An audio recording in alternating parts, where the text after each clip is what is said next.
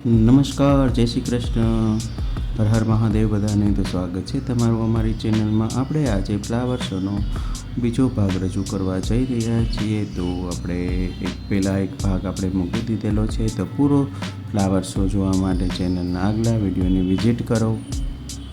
તો મિત્રો, ફરીથી આપણે લઈ જઈ રહ્યા છીએ રંગબેરંગી ફૂલો ભરી અને સુગંધિત દુનિયામાં પ્રકૃતિની સાથે રમવા. તો આવો મારી સાથે આપણે જઈએ ફ્લાવર શોમાં. તો મિત્રો, તમને ફૂલો, પ્રકૃતિભર્યું વાતાવરણ અને ફૂલો ગમે છે તો આ વિડીયોના બંને ભાગ જરૂરથી જુઓ. અમદાવાદમાં ફ્લાવર શો એએમસી દ્વારા દર વર્ષે આયોજન થાય છે. મિત્રો, ફ્લાવર શોમાં તમને ગુલાબ, ઓર્કિડ, ટ્યુલિપ અને દેશ વિદેશના ઘણા ફૂલોથી તમને સજ્જ અહીંયા જોવા મળશે. તો તમે અમદાવાદની આજુબાજુમાં રહેતા હોય તો એકવાર ફ્લાવર શોની મુલાકાત જરૂરથી લેજો અને બાળકો સાથે પણ નિહાળજો. અને ફોટોગ્રાફીના શોખીન હો તો એકવાર મુલાકાત અવશ્ય લેવા જેવી છે. અહીં ટિકિટનો દર ખૂબ જ ઓછો રાખવામાં આવ્યો છે, જેથી દરેક વ્યક્તિ આ શોને માણી શકે. અને હા મિત્રો, ફોટોગ્રાફી લવર્સ હોય તેના માટે પરિવાર સાથે, મિત્રો સાથે અને વિડીયોગ્રાફી માટે એક પરફેક્ટ પ્લેસ છે. અહીં તમને જોવા મળશે થીમ બેઝ ઉપર અલગ અલગ ફ્લાવરથી તમને બધું છે એ જોવા મળશે અને થીમ પ્રમાણે જ બધું આયોજન કરવામાં આવેલું છે. અહીં તમને સાંસ્કૃતિક રચનાઓ સાથે પ્રકૃતિભર્યું વાતાવરણ જોવા મળશે અને સરસ મજાની ઠંડકનો પણ અહેસાસ થાય છે. અને દરેક ફૂલને એવી રીતે ગોઠવવામાં આવ્યા છે કે લાગે છે જાણે એ જીવંત હોય અને બોલી રહ્યા હોય અને કહે છે કે મારી સુગંધ માણો, એવો અહેસાસ થાય છે. અને બીજું મિત્રો, અહીંયા ફ્લાવર શોની ખાસ વાત એ છે, અહીં આપણે બધું માર્ગદર્શન પણ પૂરું પાડવામાં આવે છે. હોમ ગાર્ડન કઈ રીતના સજાવો એ પણ માર્ગદર્શન આપવામાં આવે છે. અને સાથે સાથે તમે ઘરે ઉગાડી શકો એવા રોપડા પણ મળી રહે છે. અને આ એક છે આપણે મેટ્રો સ્ટેશનનું સ્ટેશન હોય એવું બધું ફૂલોથી બનાવેલું છે. અને પૂરતું માહિતી, ખાતર બધું તમને એક જ જગ્યાએ મળી રહે છે. અને આપણો રિવરફ્રન્ટ દેખાઈ રહ્યો છે. અને જો તમે અહીં પરિવાર સાથે આવેલા હોય તો બાળકો માટે ખૂબ મજાની એક જગ્યા છે. રંગબેરંગી ફૂલો જોઈ અને બાળકો શીખે છે અને જોવે છે કે પ્રકૃતિ ખરેખર કેટલી સુંદર છે. અને સાથે મિત્રો, જો તમે રીલ્સ બનાવવા ગયા હોય અને વિડીયોગ્રાફી માટે ગયા હોય તો આ જગ્યા તમારા માટે એક સ્વર્ગ સમાન જગ્યા ગણાઈ શકાય. કેમ કે અહીં દરેક ખૂણે તમને એક પરફેક્ટ બ્રેકગ્રાઉન્ડ મળે છે. અને રંગબેરંગી ફૂલો અને નેચરલ લાઇટ્સ તમારા વિડીયોને કંઈક અલગ લેવલે લઈ જઈ શકે છે એવું મારું માનવું છે. મિત્રો, અમને તો આ ફ્લાવર શો ખૂબ જ પસંદ આવ્યો છે. કેમ કે અમને તો અહીં શાંતિ, સુંદરતા અને પ્રકૃતિ એ ત્રણેયનો આનંદ એક સાથે જોવા મળ્યો છે. તો મિત્રો, તમને આ ફ્લાવર શોનો વિડીયો કેવો લાગ્યો કમેન્ટમાં એકવાર જરૂરથી જણાવશો. અને ક્યાંથી તમે આ વિડીયો જોવો છો એ પણ જણાવજો, જેથી મને પણ ખ્યાલ આવે કે મારો વિડીયો ક્યાં ક્યાં સુધી પહોંચ્યો છે. ને જો તમે અમદાવાદની નજીકમાં હોય તો તમને વળી અને ફરીવાર કહું છું, તમે એકવાર ફ્લાવર શો અને રિવરફ્રન્ટ બેની સાથે જ મુલાકાત લેજો. ટિકિટમાં બહુ જ ખાસો ફરક છે નહીં, તો બંનેની મુલાકાત લેજો. અને હા, કમેન્ટમાં જય હિન્દ લખવાનું ભૂલતા નહીં. તો મિત્રો, તમને અહીં રંગબેરંગી ફૂલોની આકાર સ્વરૂપે તમને રચનાઓ, આપણા સાંસ્કૃતિક પ્રોગ્રામો, આપણા નૃત્ય બધું તમને એકસાથે તમને જોવા મળશે. અને આ વખતે થીમ બેસ્ડ બનાવેલો છે એટલે બહુ સરસ મજાનો ફ્લાવર શો છે. જો એક ફૂલોથી સજો એવો રેડિયો પણ મૂકવામાં આવેલો છે. અને સાથે સાથે ટ્રેનની પણ આકૃતિ છે. અને આ છે આપણે અંદરનો ગેટ છે ને ભારતની સિદ્ધિઓ લખેલું છે. જુઓ તમે, આ એક ડુંગર પણ બનાવેલો છે.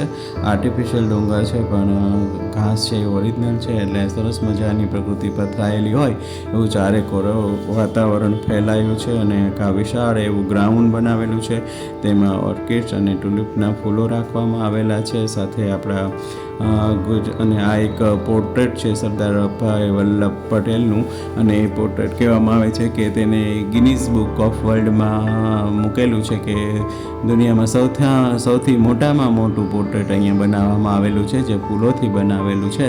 તો એ નિહાળવાનું તો તમે ભૂલતા જ નહીં. તો સરસ મજાની જગ્યાએ કોને જવું ન ગમે, તો એકવાર તમે અવશ્ય મુલાકાત લેજો. તો તમને ઉપરથી ધીરે ધીરે આ પોર્ટ્રેટ આખું બતાવું છું હું તમને. સરદાર વલ્લભભાઈ પટેલની પ્રતિકૃતિ અહીંયા બનાવવામાં આવેલી છે. જેટલું જરૂર પડે એટલું હું તમને આ ઝૂમ કરીને બતાવું છું. એક ફૂલ છે એટલે આપણા જે કલાકાર મિત્રો હશે એણે આ ગોઠવી અને સરદાર વલ્લભભાઈ પટેલની આકૃતિ ઊભી કરેલી છે. એટલે આ પોર્ટ્રેટ છે એને ગિનીઝ ઓફ વર્લ્ડ બુકની સ્થાન મળે તેવી હું આશા રાખું છું. તો જેથી કરીને આપણું અમદાવાદનું અને આપણા ગુજરાતનું નામ ઊંચું આવશે. તો આ બધા ટુલિપના ફૂલો છે અને સરસ રીતે ગોઠવેલા છે, સજાવેલા છે. અને પાછળ છે આપણું યાન બનાવેલું છે, મતલબ આર્મી મેન છે. આ એના ઉપર આધારિત છે કે આર્મીના થીમ પ્રમાણે એક આર્મી મેન ઊભો રાખેલો છે, અને આ એનું જે આપણું જહાજ છે એ પણ બનાવેલું છે. હમણાં જ આપણે ઓપરેશન સિંદૂર કર્યું, આ એની કૃતિ આ ફૂલોથી બનાવેલી છે. આખું ફૂલ છે એ તમને એનાથી ગોઠવી અને આબેહૂબ પ્રતિકૃતિ છે એ બનાવેલી છે. હવે એમાં હું આમ તો તમને બહુ વર્ણવી તો નથી શકતો, પણ ત્યાં જે છે એની નાની નાની વસ્તુ છે એના પણ એક કહેવાય ને કે બેનર લખેલા છે. બેનર તમે વાંચો એટલે બધું ખ્યાલ આવશે. આ જો તમે ઊંચો એવો ગેટ છે, રાઉન્ડ શેપમાં ગેટ છે, એટલે એન્ટરમાં જ આવે છે. જો આપણા કૃષ્ણ ભગવાન છે જે ગોવર્ધન પર્વત ઊંચકી અને ઊભા હતા, એની કૃતિ બનાવેલી છે. કેવા સરસ મજાના સુંદર બધા પુષ્પો છે, કેવા સરસ બધા ફૂલ છે. એની મહેક અને સુગંધ સોડમ સરસ રીતે આવેલી છે. અને ગ્રીન હરિયાળી વચ્ચે તમે જુઓ તો મધમાખીઓ પણ ઉડી રહી છે. સરસ મજાનું એક પ્રકૃતિભર્યું વાતાવરણ છે, જે ખરેખર આંખને તો આનંદ આપે છે પણ મનને પણ શાંતિ મળે છે. આ સમુદ્ર મંથનનું પોર્ટ્રેટ તૈયાર કરવામાં આવેલું છે.